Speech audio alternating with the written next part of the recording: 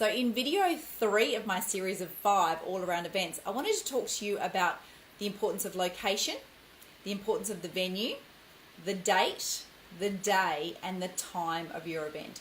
And really just to make sure you are keeping your guests in mind when you're looking at these areas.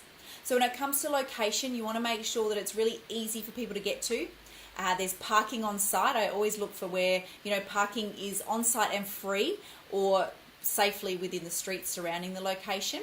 If people are coming for a workshop and I want to really take them away from, their day-to-day hustle and bustle of, their business or their organisation or maybe their family, their home, they want to get away, maybe we'll look at a beachside location or somewhere in the hills or a little bit out of the city.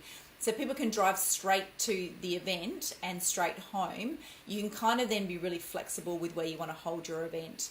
If people are coming before work or after work, then I tend to look at city locations because it's easier then for people to go to and from the office to get there. So they're more likely to show up. So you really want to keep in mind as well, considering what people are paying to attend the event. If it's a launch freebie, you just want bums on seats and people to attend, you want to make sure that it's a great location, really easy for them to get to, because there's a higher possibility of no-shows when you have free or minimal cost type events. So keep that in mind as well. The type of venue as well. So you want to make sure that it's got all of the things that your guests and you will need to hold an amazing event. So it's got the technology, the rooms are, welcoming, inviting, nice and clean. They're not kind of old and falling apart. Their technology works and it's available for you and it's there. So if you need a data projector or, a speaker system or something like that, then make sure obviously that's all available. And one of the big things is to make sure that there's good food and plenty of it if you are catering the event. People will always remember the food, how good it was and whether there was enough. So keep that in mind if you are catering the program or the event that you're looking to run, because that's what people do pay attention to.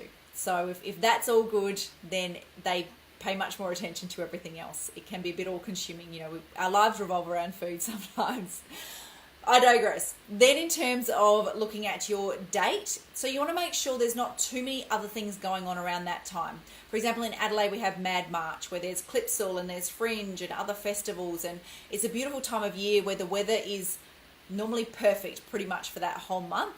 It's really, really nice. So people are more inclined to be out and about and doing those sorts of activities than attending an event that you're organising. So I always try to avoid March as much as we can because it is a bit of a crazy month and people want to be attending Clipsal and the Fringe and the festivals and or heading down to the beach while the weather's beautiful and it's still nice. So keep that in mind as well.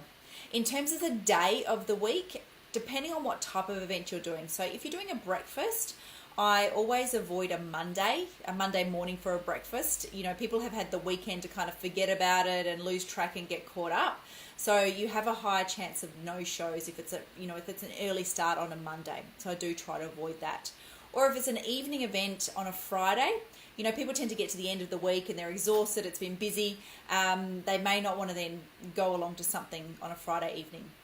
This all is reflective, though, of what their investment is, so what their skin in the game is. So if they have paid and a higher amount to attend your event, then they're going to show up.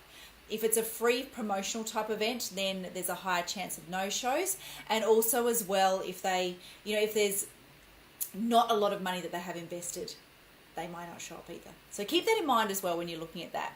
The timing of your events is also really important. If you want to honour and, you don't want people to have to get through, peak hour traffic, or they need to be able to drop the kids off at school on the way first as well, you may want to start a little bit later or you may want to finish a little bit earlier. So keep that sort of thing in mind as well when you're organising the event.